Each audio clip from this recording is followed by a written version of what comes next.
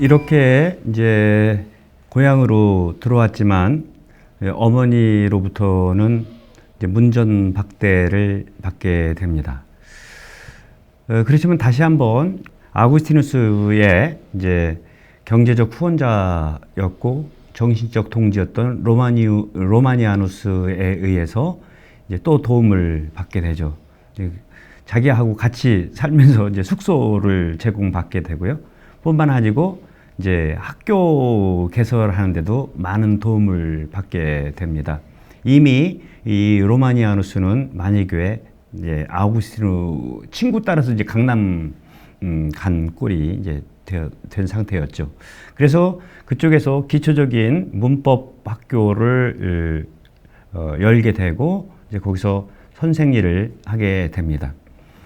근데 이때 모니카는 어떻게 했어요? 환장하는 거죠. 근데 처음에는 문전박대했지만 나중에는 아들을 받아들이게 됩니다. 여기엔 두 가지 이제 그 이유가 있었는데, 하나는 꿈을 꾸는데요. 모니카는 자주 열심히 한 할머니라 그런지 자주 꿈을 꿨나 봐요. 그 꿈을 꾸는데 그 꿈 속에서 아들이 아주 그냥 환한 모습으로 그냥 이렇게 오는 그런 꿈을 꿔요. 이거는 주님께서 얘 살리려고 하는 나에게 준 계시다. 이제 이렇게 생각하고 있던 차에 주교님을 찾아갑니다. 여러분들 그 열심히 한 엄마들 그냥 자식 문제 때문에 속상하면 어떻게 하겠어요? 이제 주교님 찾아가지. 그래서 주교님을 왜 찾아가냐면 우리 아들 좀 만나가지고 좀 어떻게 좀 잘 좀 해서 저놈의 새끼 그 뭐요 저 만이교 빠졌는데 이것 좀 어떻게 이제 해달라고. 근데 이제 주교님은 마다하는 거죠. 마다하면서 그런 말씀하세요. 눈물로 이렇게 기도하는 그런 자식, 엄마가 이렇게 눈물을 흘리면서 기도하는 자식은 멸망하지 않는다라는 그런 어떤 주교님의 이제 위로의 말씀을 듣고 이제 나중에는 아들 가족이죠. 며느리하고 이제 아데오다투스 그 손자를 이제 받아들이게 됩니다. 그러면서 2년간 고향에서 이제 문법 선생님으로 이제 나름대로 이제 직장이 된 거죠. 선생 노릇을 하면서 이제 그건 어린 학생들 가르치는 거니까요. 그러면서 더욱더 철학적 소양과 이제 웅변 수사학을 이제 연마하게 되죠. 여기에 또 결정적인 일이 벌어지게 됩니다. 아구스티누스는요, 평생 친구 없이는 살지를 못했습니다. 좀 전에 제가 말씀드린 대로 아구스티누스는 어렸을 때부터 친구들하고 이렇게 살거든요. 아우스팅은 이 우정에 대해서 아주 심각하게 많은 이야기도 했고 또 문헌도 남기게 됩니다. 친구 없는 삶이란 죽은 삶과 같다. 친구를 내 영혼의 반쪽이라고 이렇게 부르게 됩니다. 아우구스티누스에게 있어서 남성들끼리 우정을 지니면서 사는 것을 이렇게 떼어서는 생각이 안 됩니다. 나중에 아우구스티누스의 수도회에 대해서 이야기를 하게 될 텐데 이 수도회도 마찬가지예요. 혼자는 아우구스티누스는 살 수가 없어요. 정을 나누고 친교를 이렇게 일치하는 그런 친구를 필요로 했는데, 근데 요때 그 2년간의 그 타가스테에서의 문법교사 이 시절에 결정적인 큰 충격을 받게 되는데, 그 충격이 뭐였냐면은 자기 절친 친구의 죽음입니다. 허망하기 짝이 없는 그 인간 조건에 대해서 뼈저리게 이제 아우구스티누스는 느끼게 되는 것이죠. 그리고 곳곳에 그 친구와 함께 지냈던 그 우정의 그 흔적들이, 추억의 현장들이 있는 거예요. 그러니까 이 고향에 머무는 것 자체가 너무 힘든 거예요. 그리고 엄마가 자기를 이렇게 받아주기는 했다고는 하지만 끊임없는 엄마의 그 잔소리, 무슨 잔소리겠어요? 예? 성당 나가라, 성당 나가라 이거 아니겠습니까? 너무 힘든 거예요, 정신적으로. 지치기도 했고요. 그래서 이제 고향을 떠나기로 마음을 먹습니다. 그러면서 이제 카르타고로 다시 이제 가게 됩니다. 카르타고에서 이제 뭐를 하냐면 정식 이제 자기 이름으로 큰 학교를 이제 세우게 되죠. 물론 여기서도 이제 로마니아누스의 경제적인 지원과 경제적 지원뿐만 아니라 신생 그 교수가 학원을 세웠으니까 학생들이 아직 유명해지기 전이잖아요. 그러니까 누가 오겠어요? 그때 이제 로마니아누스의 도움도 있었고 이 만이교가 또 엄청나게 도움을 많이 줍니다. 그러니까 마니교는 아우구스티누스의 비상한 두뇌, 이 앞으로 크게 될 사람이라는 걸 알았던 거죠. 그러니까 아낌없는 투자를 하면서 학생들을 또 끌어다 주는 거예요. 그러면서 나름대로 이제 교수로 성공하게 됩니다. 그 많은 학생들이 일단 아우구스티누스의 수업을 듣고 보니 너무 좋은 거예요. 다른 질적으로 이제 다른 학원에서는 못 배우는, 학교에서는 배우지 못하는 것들을 배우게 되니까. 거기다가 그 카르타고 전체에서 100일장이 열려요. 아름다운 글을 쓰는 수사계 경연대회가 이렇게 열리게 되는데, 이때 아우구스티누스는 거기서 또 1등을 해내. 그러니까 이게 뭐 이제 더 많은 사람들이 이제 막 물밀듯이 이제 들어오게 되는 겁니다. 이때도 아우구스티누스는 자기의 지성연마, 이성을 날카롭게 더 이제 깎는 작업을 멈추지 않죠. 그러면서 그때 당시에 많이 했던 공부가 아르스 리베랄리스라고 합니다. 그러니까 이거를 자유학계라고 한국말로 번역할 수 있는데, 더 정확하게 얘기하면 셉템 아르테스 리베랄리스예요. 7개의 과목으로 구성된 자유학문, 자유학계라고 번역할 수 있죠. 그러니까 그 당시 인문과학을 총 이렇게 망라하는 그런 과목들이었는데, 이것을 더 열심히 이제 공부하게 되면서 이 책은 남아있지 않습니다. 아우구스티누스가 처음으로 쓴 책인데, 그 책 이름이 뭐냐면은 아름다움과 조화예요.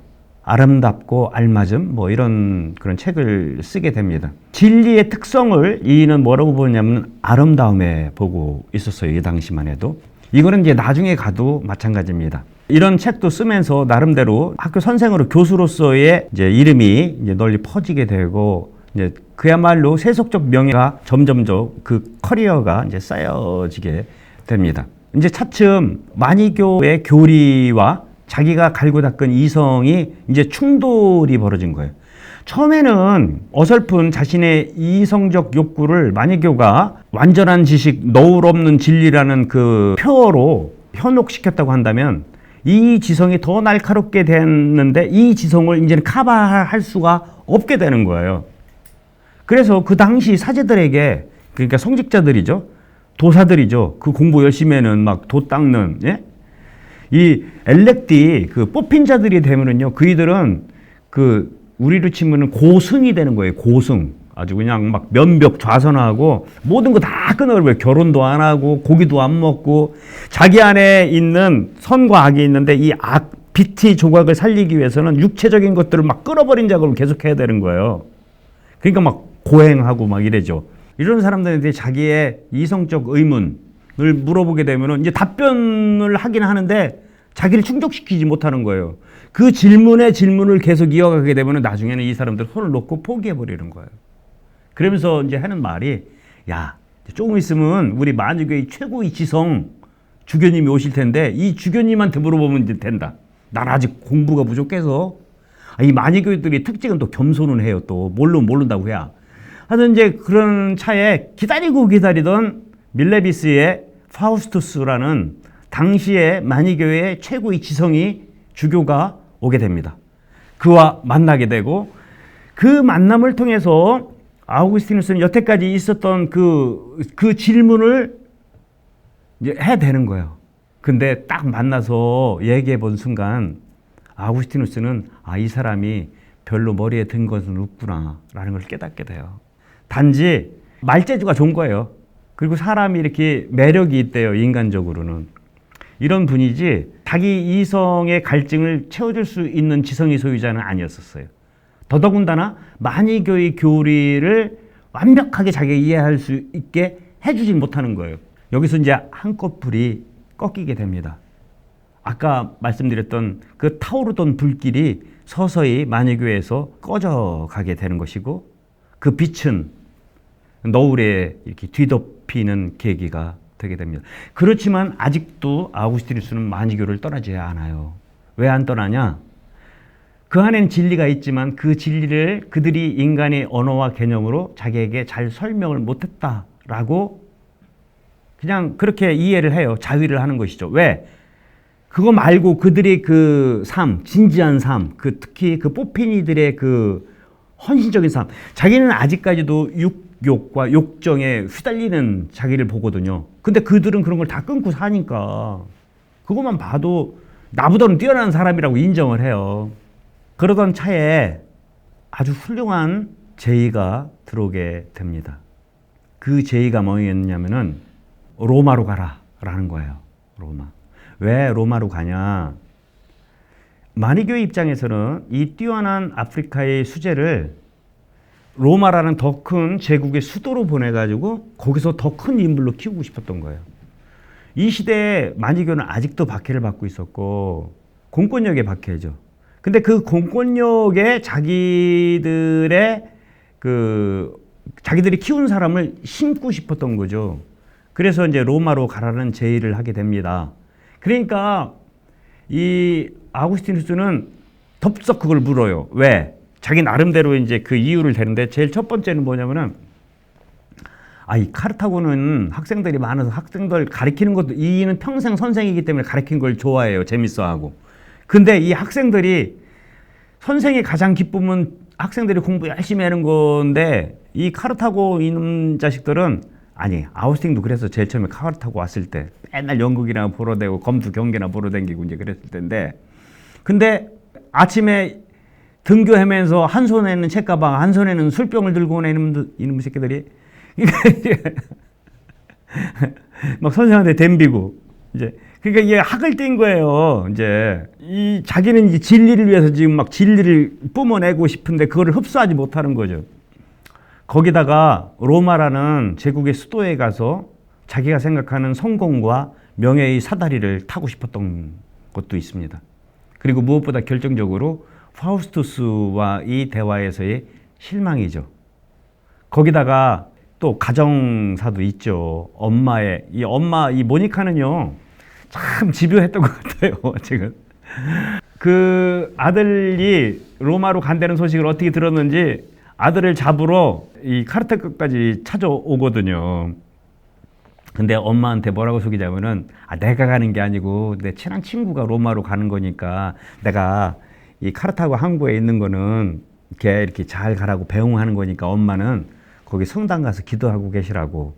그 엄마 기도하고 있는 새에 도망간 거거든. 배 타고 도망가요. 로마로 어머니의 사랑, 가족, 모든 우정을 다 내려놓고 로마로 도망을 가게 됩니다. 이때 나이가 29살이 되게 되죠.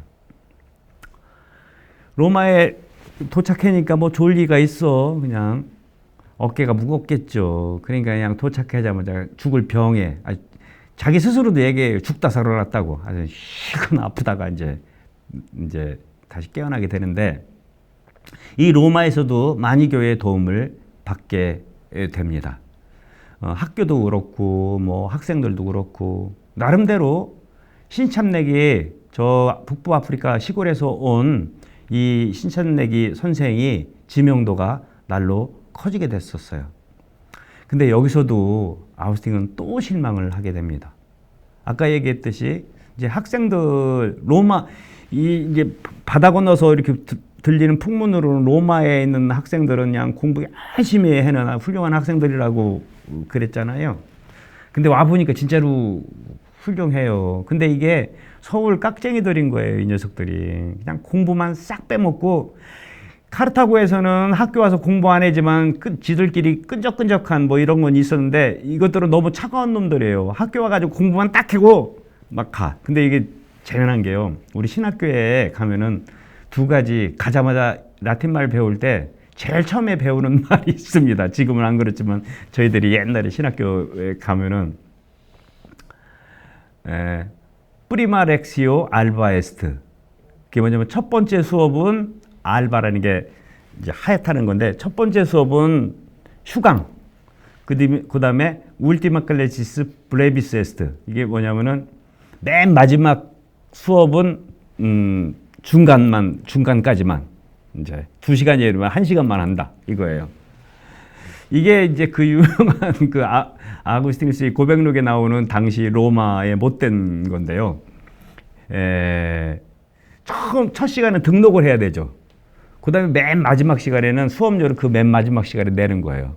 그러니까 첫 시간에 등록도 안 하고, 그러니까 첫 시간은 빼먹고요. 맨 마지막 시간에는 다 끝나기 전 1시간 전에 도망가 버리는 겁니다. 그러니까 아우구스티누스는 이 녀석들이 공부는 연락에 하는데 열심히 하는데 돈은 안 내고 하는 거예요, 이게. 그러니까 경제적으로 더 어려울고 쪼달릴 수밖에 없었죠. 그래도 다행인 것은 마니교도들이 이렇게 도와주니까 이제 버틸 수가 있었어요. 근데 이 문제는 겉으로 드러난 문제고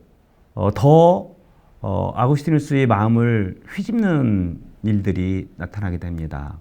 로마의 마니교들의 도움을 받았다고 그랬잖아요.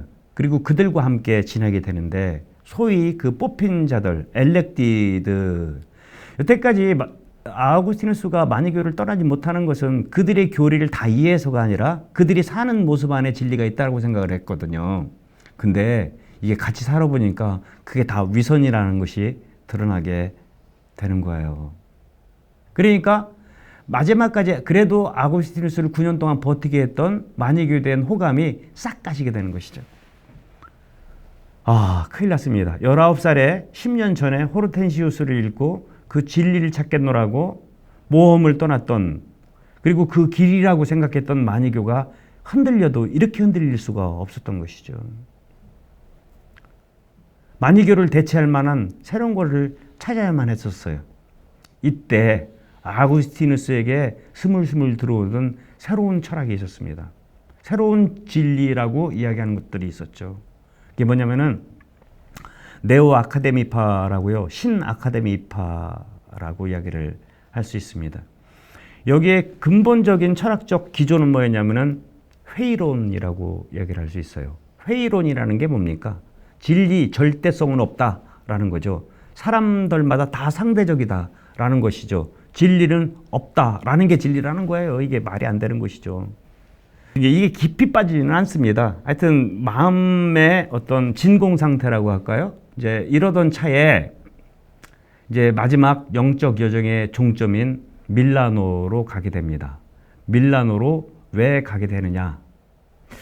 그 얘기 전에 밀라노를 조금 얘기를 해야 될 것 같은데요.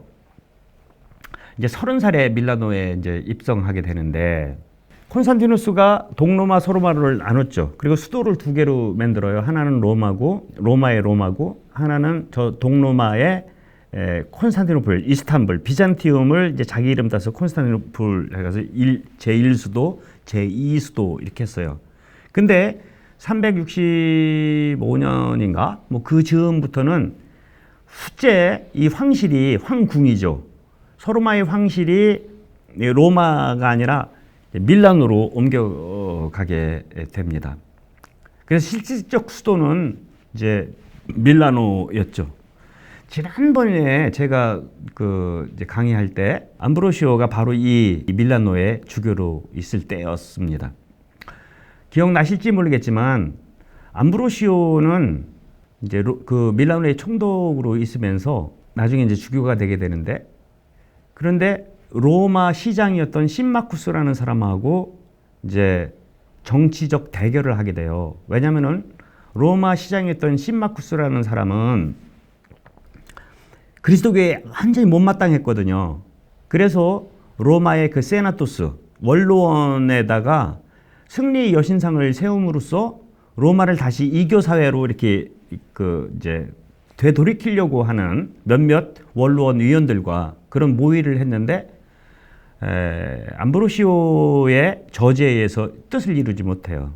그러니까 로마 시장은 시마쿠스였고 옛날 그 밀라노 시장은 암브로시오였거든요. 근데 그 암브로시오가 주교가 돼버린 거예요. 그러니까 어떻게 보면 정적이죠. 로마 시장 신마쿠스의 정적이죠. 근데 이 신마쿠스가 볼 때는 단순한 밀라노 시장이 아니라 이제 밀라노의 주교가 된 거예요. 자기 정적이.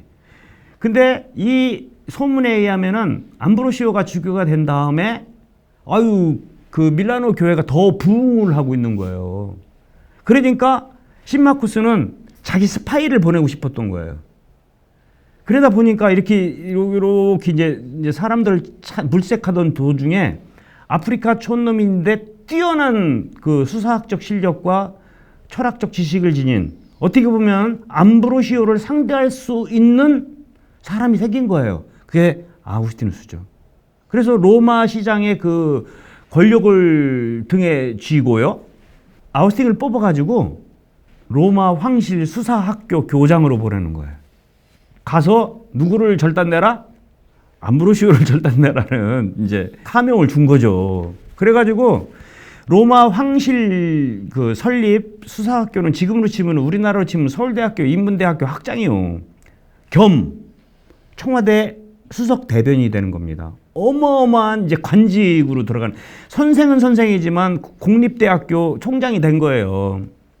그래서 이제 거기 갈 때 그냥 걸어도 안 가요. 그 유명한 그 꾸르수스 푸블리쿠스, 예? 딱 그 황실 전용 마차를 타고 이제 로마의 그 가도를 따라가지고 밀라노에 도착하죠. 근데 시마쿠스가 큰 실수를 저지른 거예요. 머지않아서 이교회식에 치명타를 날릴 인재를 그 인재의 앞길을 지순으로 마련해 준 거니까. 하느님 이름 몰라. 하느님 이름 몰라요. 하느님 이름 몰라. 그러니까 이제 가서 이제 새로운 이제 그 학교에 이제 선생이 교수가 되죠.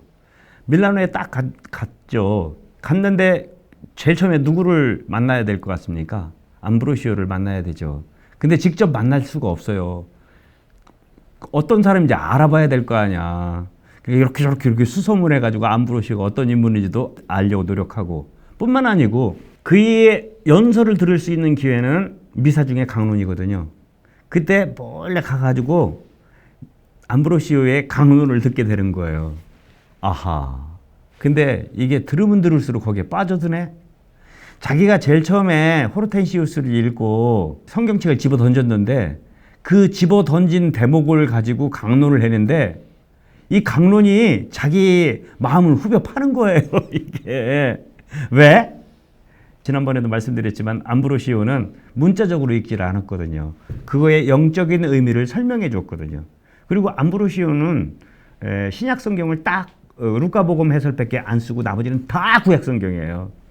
아우스팅이 최고 걸림돌이 됐던 게 구약 성경에 나오는 에피소드들이었거든요. 창세기부터 시작을 해가지고. 근데 그게 조금씩 풀리게 되는 거예요. 그렇지만 에이구 저 사람이 저것도 잘 배운 수사학으로 저렇게 하는 거겠지 생각을 했지만 여태까지 있었던 배관신은 아니게 되게 됩니다. 그러던 도중 이제 어느 날 고민을 하게 되는 거예요. 왜냐하면은 밀라노에 도착한 아우스팅이 해야 될 일은 학교에서 학생들도 가르치는 거지만 황실의 공식 행사 때 멋있는 글을 써가지고 그 행사의 의미를 포장하는 이제 대변인이기도 하다고 그랬잖아요. 우리도 그렇죠. 옛날 선비들이 그 즐기는 거는 뭐 가야금도 아니고 검고 뚱뚱 치면서 운을 띄우쇼 시조를 딱 읊으면서 이게 이제 당시에 고급 문화의 유희였었어요. 그거를 담당해 주는 게 수사 배운 사람들이 하는 거예요. 당시 황제의 즉위 기념일을 맞아 가지고 그 황제를 이제 막 치하해야 되는 거예요. 그리고 어차피 사람들은 그 내용은 듣지를 않습니다. 수사학의 그 운율, 그 라임, 이것의 아름다움을 보면서 즐기는 거거든요. 그래도 이제 내용을 생각하면서 그 운율을 막 고민하고 있는데 머리가 너무 아파서 잠깐 나와보니 이게 웬걸 어떤 거지가 있는데요. 이 거지가 술을 챘는지 막 너무 행복하게 이렇게 있는 거예요. 아우스팅은 오늘 갑자기 그 거지를 보면서 부러워지는 거예요. 아무것도 배운 것도 없고 가진 것도 없고 저 술 한 잔이면은 저렇게 행복해지는 제가 나보다 더 행복해 보이는 거예요. 물론 그 행복이 좋아는 보이지만 그렇다고 해서 그 거지가 되고 싶지는 않은 거예요. 자기는 더 많이 배웠고 더 많이 가졌는데 왜 그런데 나는 왜 안 행복하지? 라는 또 다른 의문이 팍 돌기 시작을 하는 거예요. 그 나름대로 암브로시오를 염탐도 하고 또 밀라노에서 나름대로 교수로서 이제 승승장구를 하고 이제 어느 날 수업을 딱 마치고 있는데 아유 학교 마당에 웅성거리는 거예요. 이렇게 봤더니 어떤 거지들이 이렇게 잔뜩 있는데 거지들이 이렇게 보니까 얼굴이 이게 이 아는 얼굴인 거예요. 이게 예? 아는 얼굴. 깜짝 놀래가지고 이렇게 딱 보니까 자기 엄마가 거기 있는 거예요. 이게 큰일 났어요. 자기 엄마, 자기 그 아들, 자기 이제 그 아들 엄마, 그것뿐이 아니요. 자기 동생, 자기 사촌 2명, 뭐, 떼거리들이 자기 찾아서 밀라노로 온 겁니다. 여러분, 한번 생각을 해보세요. 여기는 지금 아프리카입니다. 이 대륙을 건너서요. 이때 온시, 지금부터 1600년 전에, 야, 참 대단하죠. 이 모니카가 대단한 겁니다. 이 아우스팅 찾으러 온 거예요. 깜짝 놀라야 되지. 그래, 이제 여러분, 이제 이 모니카는요, 아주 극성스러운 천주교 신자예요. 이 성모회장, 이 타가스테도 성모회장 했거든요. 성모회장, 열심히 성모회장이 저 밀라노라는 교회에 이제 딱 왔어요. 그러면 여러분들 같으면 어디 제일 먼저 가겠어요? 자기 아들도 찾았겠다. 어디 가겠어요? 당연히 그 동네 본당 신부님 찾으러 가겠지. 이제 인사드리러. 당분간 여기 미사 오겠습니다. 이렇게 이제 얘기를 가지. 근데 그때 본당 신부님이 누구였다고? 암브로시오죠. 암브로시오.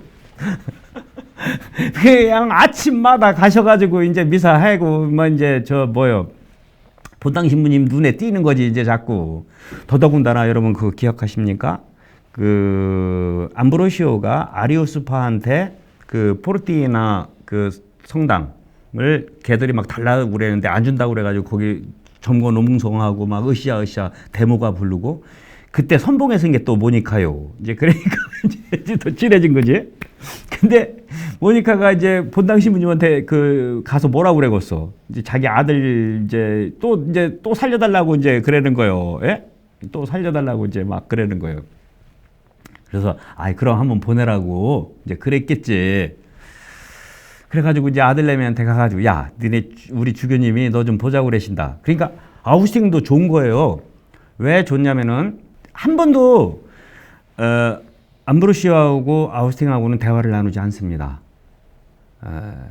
뭐 이제 사람들이 막 그냥 스승이라고 그래가지고 막 밑에서 이렇게 배운 것처럼 하는데 천만의 말씀 그렇게 되질 않아요.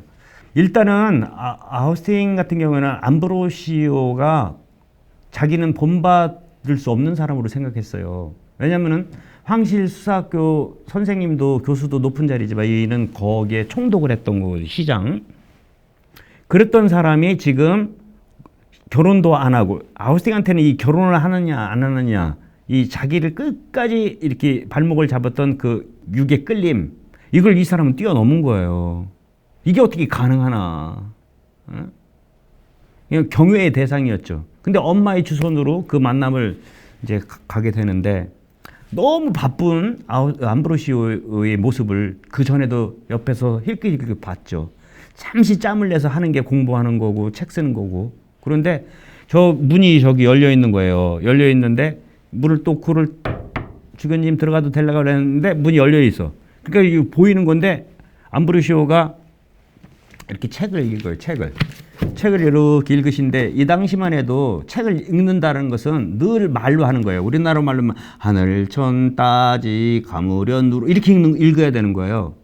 근데 태어나서 처음으로 책을 눈으로만 읽는 모습을 본 겁니다. 왜 그러냐면 그 당시에는 띄어쓰기가 없어요.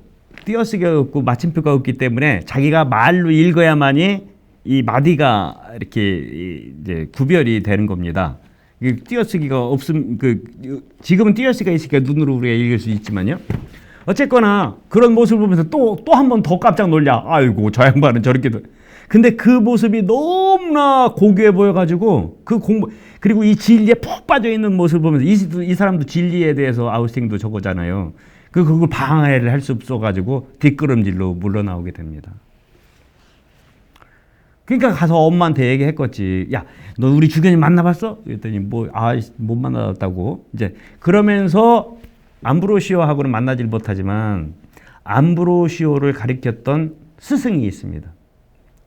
그 스승이 누구냐면은 심플리치아누스라는 사람이었죠. 심플리키아누스. 어차피 암브로시오를 가리켰던 스승이 심플리키아누스고 암브로시오 다음 밀라노 주교도 심플리키아누스예요. 근데 나이는 심플리키아누스가 더 많아요. 암브로시오보다. 어쨌거나 심플리키아누스를 만나면서 아우스팅은 새로운 세계에 대해서 또 알게 돼요. 이 심플리키아누스는 이 똑똑한 아프리카 천재에게 새로운 철학을 소개합니다. 그 철학이 뭐냐면은 네오플라토니즘이에요. 신플라토니즘이라고 얘기를 할 수 있죠. 플로티누스라는 사람에 의해서 이렇게 된 플라토니즘인데, 이 플라톤주의의 이거 얘기하려면 또 한참 걸리는데, 플라톤주의는 그래요. 이게 이 세상에 보이는 이 가시의 현상계는 참으로 있는 게 아니라는 거예요. 왜냐하면 변화하니까요. 그런데 이 변하는 세상 속에서도 우리는 진, 선, 미, 아름다움 뭐 이런 것들을 파악해낼 수 있다라는 거예요. 이 변하는 세상 속에서도 존재하지 않는 거잖아요. 변한다라는 것은. 그러면서도 왜 존재가 하냐 이거죠. 이게 가능한 것은 저쪽 이데아 세계가 있고 그 이데아 세계의 그림자가 지금 이 세상이라는 거예요. 근데 우리 안에 있는 영혼은 원래 이데아 세계에 있었는데 그 영혼이 이전해 가지고 이 물질 세상 눈에 보이는 현상 세계에 지금 감옥에 갇혀 있다라는 거예요. 그래서 우리가 이 세상에 살면서도 변하는 삶을 존재하지 않는 것, 쓰러져가는 것 안에서도 존재를 파악하고 진선미를 파악할 수 있는 이유는 그때 그 이데아의 빛을 받아서 그거를 이제 상기라고 해요. 예. 아남네시스죠. 레미니션샤. 이거를 통해 가지고 그 흔적들을 진리 파편들을 볼 수 있다. 이게 이제 플라토니즘인데 이 플라토니즘의 약점은 이데아 세계와 현상계가 너무나 구별되어 있다, 잘려져 있다는 거예요. 넘을 수 없는 심연. 근데 이 신플라토니즘은 뭐가 되는 거냐면은 이 이데아 세계를 눈에 보이는 이 현상 세계하고 연결시켜요. 이데아 세계의 최고 핵심, 에이도스, 그 이데아를 플로티누스는 뭐라고 부르냐면 이거를 일자, 해안이라고 부릅니다. 일자. 그 단순한 그 신적 존재로부터 이 세상은 유출되어서 내려온 거예요. 유출. 그래서 일자는 누스, 이성을, 그 다음에 푸시케를, 맨 밑에 물질 세계, 그리고 이 세상 세계가 있다라는 거예요. 그래서 진짜 구원은 이거를 유출로 멀어진 이것이 이 일자로부터 하느님이죠, 우리한테는. 이 하느님으로 멀어진 것부터 다시 돌아가는 길이 구원이라고 이렇게 본 게 플로티누스의 학설의 아주 핵심적인 겁니다. 이제 중요한 질문들, 자기가 여태까지 마니교로부터 얻고자 했던 그 질문들을 신플라토니즘을 통해 가지고 다시 해결되게 됩니다. 끝까지 자기 자신을 괴롭혔던 운데말름, 도대체 이 악은 어디에서 오는 것이냐? 라고 했던 그 질문을 마니교는 악의 실체, 선의 실체의 근본적인 두 신으로부터 이게 두 전쟁, 이게 이제 현실 세계라고 그리고 내 마음이라고 했는데 플로티누스는 이제 그렇게 보질 않았어요. 어떻게 보냐면은 악은 실체가 아니다라는 거예요. 악은 선의 결핍이다라는 아주 유명한 정의를 내리죠. 여러분들 어둠은 실체가 없다라는 거예요. 여기서 불 끄면은 깜깜해지잖아요. 빛이 없는 게 어둠이지 어둠 자체의 실체는 없다. 이렇게 설명을 하게 됩니다. 거기서 이인은 막 그 사이다를 마신 거예요. 영혼의 사이다를. 그러면서 그 심플리키아누스한테 이런 그 이성적인 해결, 실마리를 이제 찾게 되고요. 또 하나는 본보기를 보게 돼요. 이 당시에 우리나라 조선시대 이율곡 퇴계 이황 모르는 사람이 없잖아요. 좀 공부 좀 하는 사람들한테는. 그 당시에 그렇게 비교할 수 있는지는 모르겠지만 마리우스 빅토리누스라는 사람이 있었습니다. 아주 뛰어난 대학자였죠. 이름은 아우구스티누스가 듣긴 했었어요, 그 사람을. 근데 얼마 전에 이 사람이 천주교로 개종했다는 겁니다. 이거는 아우구스틴한테는 충격이었었어요. 어마어마한 충격이죠. 이런 대학자가 천주교로 자기가 이렇게 내팽개쳤던 그냥 권위로 그냥 무조건 믿어라 하는 이 종교를 처음부터 깨치는 거를 업으로 살면 철학자가 신앙으로 귀의했다? 철학자들한테는 이 세상의 인식이 제일 첫 번째로 봐야 되는 건데 이성적으로 그 진리에 다가갈 수 있다고 생각했어요. 근데 신앙은 그것보다 좀 밑에요. 이게 로기코스와 신앙의 차이입니다. 신앙 그 다음 단계로 봤는데 오히려 이 철학했던 사람이 신앙으로 귀했다라는 거예요. 그것도 많은 사람들 앞에서 공개 신앙 고백을 했다는 거예요. 이 마리우스 빅토리누스가. 깜짝 놀라죠. 그러면서 이제 흔들리기 시작해요.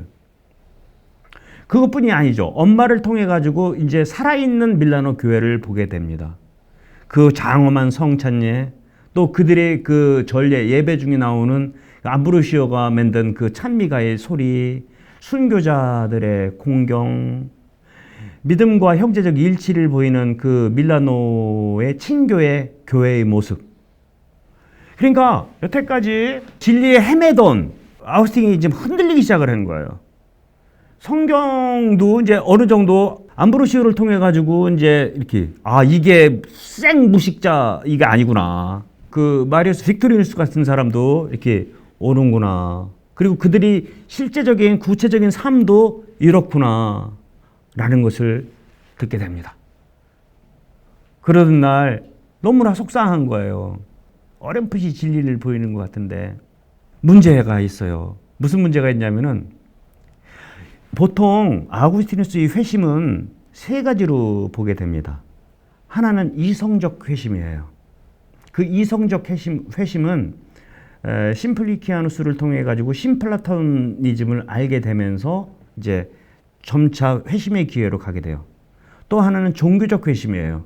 조금 아까 얘기했듯이 암브로시 설교라든지 구체적인 교회의 모습을 통해서 회심을 하게 돼요. 세 번째는 윤리적 회심입니다. 아우스팅에 있어서 진리를 사랑한다는 게 19살 호르텐시우스를 읽는 겁니다. 뭐냐? 그 진리를 그냥 대충 하는 게 아니에요. 그 진리의 전폭적인 투신인 것이죠. 만약에 그리스도교가 진리라면 그 진리를 위해서 모든 것을 다 버려야 되는 겁니다. 뭐냐? 복음의 가르침이 자기 온 삶에 받아들여. 이게 사랑이거든요. 그 진리가. 아우스팅은 진리가 여태까지 무엇이라고 생각을 했어요. 그 진리를 찾기 위한 여태까지 호르텐시우스도 진리가 도대체 뭐냐? What? 근데 차츰 뭐를 알게 되는 거냐면은 진리가 you라는 것을 깨닫기 시작을 하는 겁니다. 진리를 이제는 나중에는 님이라고 부르게 돼요.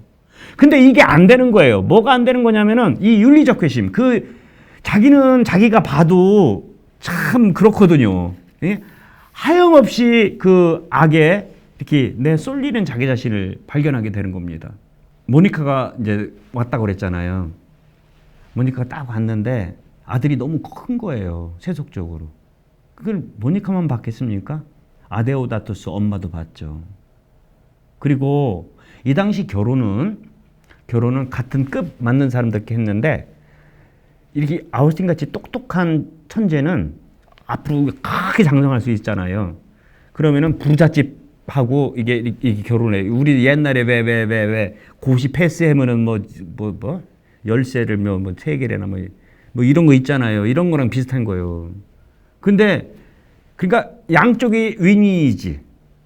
근데 그걸 다 알고 있는 거예요. 저기 카르타고에서 만난 그 젊은 시절 18살에 만난 아우스팅이 아니에요, 이제는. 서울대학교 학장이 된 거예요, 지금.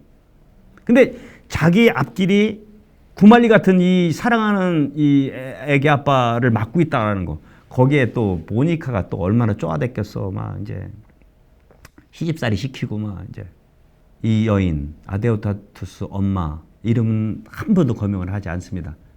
고백록에 있죠. 자기 심장이 뽀개지는 것 같은 이 부인이 편지를 딱 씁니다. 떠난다고. 다시 카르타고로 간다고. 그렇지만 나는 평생을 혼자 살겠노라고. 그러니까 이제 더 쉬워진 거죠. 이제 없어진 거야. 자기 사랑하는 여인이 떠나가 버리고 아우스팅이 76살에 돌아가시는데 그때까지 이 여인은 나타나지 않습니다. 그러면서 이제 바로 약혼을 해요. 부잣집 딸하고. 이때 아우스팅 나이가 32살인데요. 12살짜리 아가씨도 아니지 뭐. 어린애하고 약혼을 해네. 근데 이때만 해도 로마법으로 14살부터 결혼할 수 있거든, 여자들은. 그러니까 2년 동안 다른 여인을 또 만납니다. 이 아우스팅이. 요거 고백록에 나와 있는 건데 조금 읽어볼게요. 그 여인조차, 여기서 그 여인은 아데오다투스 엄마예요. 그 아데오다투스 엄마는 떠나면서 편지에 그 이제 어떤 남자하고도 난 살지 않고 혼자 살겠다. 예언은 그 여인, 이 여인입니다. 그 여인조차 본받지 못할 만큼 불행했던 나는. 그 여인은 그렇게 했는데 자기는 자기는 그렇게 못 사는 거예요. 불행했던 나는 청혼한 여인을 맞아들이기까지, 청혼한 여인이 이제 그 아직 애기라 두 해나 미루어지는 것을 견디지 못해 아내가 아닌 다른 여자를 두었습니다. 그것은 내가 결혼을 사랑하는 사람이어서가 아니라 유교계의 노예였기 때문입니다. 이렇게 얘기를 하고 있는 거예요. 윤리적 회심은 가장 고통스러웠어요. 오늘이라도 세례를 받고 싶지. 근데 세례 받으면 뭐해? 자기는 그 진리, 이제는 그 진리가 님이라는 것까지도 알아요. 예수 그리스도께서 바오로 서간을 읽으면서 그분이 진리라는 걸 알아요. 이제는 진리는 무엇이 아닌 바로 당신이고 당신이 님입니다. 이거를 깨닫게 되거든. 근데 그러려면은 진리에 대한 사랑, 필로소피아가 돼야 되는 건데 이거를 할 자신이 없는 거리에서 자기 아프리카 친구를 만나요. 그 친구 이름이 뭐냐면은 폰티치아누스. 이 사람은 그 당시 황실 경호원, 쉽게 얘기합시다. 청와대 그 경호실장이었었어. 그러니까 이 사람도 성공한 사람이지. 그러니까 아구스티누스는 서울대학교 갔고 이는 육사 갔나 봐. 하여튼 뭐 그렇게 군인이 된 거니까 그걸 만나게 되는데 이 폰티피치아누스가는 이미 천주교 신자가 된 거예요. 천주교 신자가 됐는데 이제 자기 공통 이제 관심사였던 아우생도 이때 천주교 들어갈까 말까 막 왔다 갔다 하고 있을 때니까 희한한 얘기를 들어요. 뭐냐면은 장래가 촉망되는 황실 내 그 친위대에 2명의 전도 유명한 청년들이 있었는데 이 청년들이 글쎄 새로운 삶으로 가기 위해서 모든 것을 다 버리고 떠났다라는 거예요. 그 새로운 삶이 뭐였느냐? 이 뭐냐? 암브로시오가 세운 수도원의 입회였었습니다. 깜짝 놀란 거예요. 저게 암브로시오만 저런 게 아니고 나보다 더 젊은이들도 저렇게 갈 수 있구나. 이걸 보게 된 거예요. 그러면서 한 책을 소개받습니다. 그 책이 뭐냐면은 바로 성 아타나시오가 쓴 안토니우스의 생애입니다. 안토니우스가 누구냐면은 모든 수도 생활의 아버지라고 불리우는 사람이죠. 안토니우스의 생애를 읽어보면은 처음부터 끝까지 끊임없는 투쟁이에요. 영적 싸움이죠. 마귀로 의인화된 내 안에 숨겨져 있는 여러 가지 그 욕정들과의 끊임없는 싸움이에요. 안토니우스의 생애를 보게 되면 안토니우스 맨날 승리하지 않습니다. 질 때도 있어요. 근데 승리할 때는 뭐냐면은 주님이 함께 있을 때라는 거예요.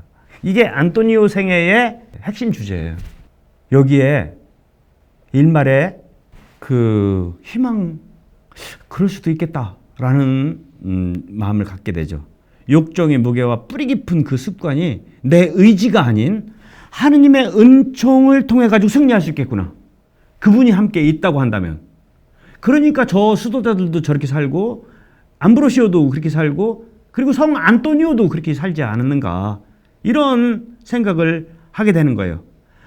박약한 그 의지의 지속적인 패배를 맛봤지만 이것은 자기 힘만으로 하려고 했다라는 거예요. 여기에 이건 굉장히 중요해요, 여러분들. 나중에 펠라지아니즘을 하게 되게 되면은 인간의 의지에 비중을 둔 펠라지아니스나 끝까지 싸우거든요. 은총이 더 저기다. 이게 바로 이런 체험 때문에 이제 나온 거라고 할 수 있겠습니다. 이미 아우스팅은 흔들리기 시작이 됐어요. 그러다가 자기 친구 알리비우스라고 있는데 이 친구를 만나서 막 엉엉 웁니다. 자기가 이게 막 안 되는 거예요. 죽음에 죽는 일, 생명에서 사는 일, 자기를 죽이는 그 죽음을 죽여야, 그래야 생명에서 내가 살아가는데 이 사이에서 왔다 갔다 하는, 이때 아우스팅은 기도해요. 주님, 제발 저에게 정결과 절제를 주시옵소서. 그리고 바로 그 기도에 덧붙이는 기도가 있어. 지금은 맛이 없고요. 이런다고. 지금은 맛이 없고요. 그러면서 자기 자신을 탓해요. 왜 또 내일. 저는 맨날 기도하면서 내일부터요. 이렇게 한다라는 거예요. 응? 이게 이제 아우스팅의 이제 신비로운 뭐라고 그럴까. 이제 환청을 듣게 되는데, 똘렐레제. 이제, 똘렐레제. 집어서 읽어라. 이거 이제 뭐 애들이 노래 부르는 거, 옛날에 우리가 뭐 강강수월래 이런 것처럼 이제 그렇게 멀리서 노래 소리가 들리는 거예요. 이게 무슨 말인가? 쳐다봐도 없어. 그냥 자기 귀에는 들리고. 집어서 읽어라. 똘렐레제. 뭐 이렇게 했는데.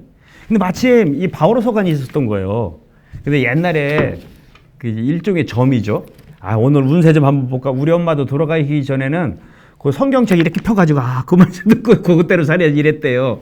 그래가지고 성경책을 딱 폈는데, 그게 뭐냐? 그 유명한 로마서 13장 13절 14절이에요. 그게 뭐냐? 흥청대는 술잔치와 만취, 음탕과 방탕, 다툼과 시기 속에 살지 맙시다. 그 대신에 우리 예수님으로 입읍시다. 그리고 욕망을 채우려고 여태까지 자기 육신을 돌본 일을 이제 하지 맙시다. 이게 자기한테 한 얘기인 거예요. 여기에 이제 아우스팅은 그 여태까지 헤매던 모든 것을 다 내려놓을 막 펑펑 울어요. 그러면서 여태까지 보였던 이때 이제 그 유명한 고백이 나오는 거예요. 물론 이건 이제 고백록 13장에 나오지만 이제 드디어 님이라고 고백하게 되는 거예요. 그 유명한 이렇게 늦게야 님을 알게 되었습니다. 네, 이렇듯 새로운, 이렇듯 오랜 아름다움이시오. 참 기가 막힌 거예요. 이것도. 이게요, 재밌죠? 이렇듯 새로운, 이렇듯 오랜 아름다움. 말이 안 되죠? 새로운 게 어떻게 오래되냐? 그게 이제 아우스팅의 특징이에요. 왜? 그 진리, 아름다움 자체이신 그분은 이미 내 안에서 계셨어요. 근데 당신은 내 안에서 나를 기다리고 있었는데 나는 내 밖에서 당신을 찾으려고 당신이 만드신 피조물들의 아름다움 속에 내 육체를 쑤셔 넣었습니다. 당신은 내 안에서 나를 기다리고 있는데. 기가 막힌 거예요. 늦게야 당신을 알게 됐습니다. 이렇듯 새롭고 이렇듯 오래된 아름다움이시오. 당신은 내 안에서 나를 찾았건만 나는 당신 밖에서 내 밖에서 당신을 찾았나이다. 당신이 비추어서 빛나는 그 빛깔들의 고음에 내 눈이 팔려가지고 빛 자체이신 당신을 등지고 있었다는 거예요. 이렇게 빛이 비치는데 그 색깔은 뭐예요? 그 빛이 반사돼서 스펙트럼이 내 눈에 비치는 거잖아요. 그 비치는 것들, 내가 눈이 멀어가지고 그것만 정작 빛에는 내가 등을 지고 있었습니다. 이렇게 이제 고백을 하게 되는 거죠. 드디어 눈물을 펑펑 흘린 다음에 이제 결정을 해줘. 무슨 결정? 이제 천주교 신자 되자. 결정을 내리게 되면서 예비자 등록을 이제 하게 돼요. 근데 예비자 등록을 하게 되는 게 아니라 이미 이제 일들이 있잖아. 그 자기가 벌려놨던 일들을 이제 하나하나 정리하게 되죠. 자기 뜻은 아니었지만 자기 부인이 떠나가게 되고, 그리고 이제 완전히 이제 결혼 안 하고 진리에 온전히 투신할 수 있는 힘을, 주님의 은총을 체험하게 됐던 것이죠. 그러면서 이제 다른 모든 것들을, 이제 주변 것들을 이제 정리하게 되죠. 하찮은 것들의 달콤함, 수다의 장터를 포기합니다라고 얘기해요. 하찮은 것들은 내가 여태까지 그게 다인 줄 알고 세속적인 명예와 부와 이런 걸 키우려고 했던 것들이 이게 다 하찮아진 거예요. 왜? 주님을 발견했으니까. 하찮은 것들의 그 달콤함, 진리가 주는 달콤함. 이 달콤함이라는 말은요, 아우스팅이 굉장히 사용을 많이 합니다. 이 하느님이 진짜 달콤한 거예요. 근데 이 진짜 달콤한 걸 보니까 나머지는 안 달콤해. 쓰거워 옳다. 그 어떤 달콤함도 당신께서 안 계시면 쓰는 것이 당연하다. 이런. 그리고 수다의 장터. 이 수사학으로 막 말 가리키는 거, 이거 이제 다 포기하고, 이제 뭐를 해? 이제 이제 세례 지원을 이제 하게 되죠. 그렇게 하면서 이제 그것도 그렇잖아요. 갑자기 저기 할 수 있잖아요. 학기가 있으니까 학기 다 끝내고 이제 과정이 있어야 되는데 그 과정 동안에 이제 그 유명한 카스티아 꿈에서의 이제 피정을 하면서 세례를 준비하게 됩니다. 이때가 386년입니다.